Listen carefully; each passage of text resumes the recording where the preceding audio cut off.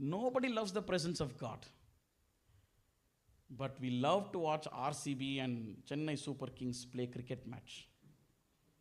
We are so involved. We are so eager.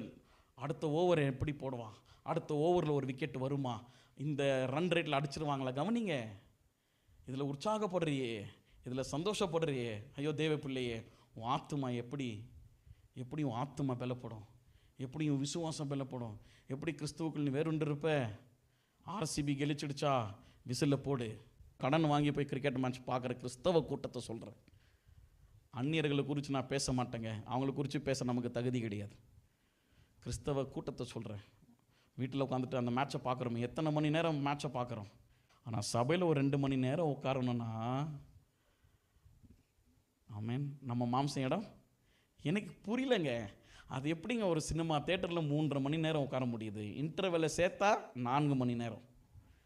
ஒரு cricket match பார்க்க 3 மணி நேரம். அதுவும் இருக்கிற இடத்த விட்டு நகராமல் ஒரே இடத்துல குத்த வச்சு அப்படியே உட்காந்து அந்த டிவியை பார்க்க எப்படி தான்.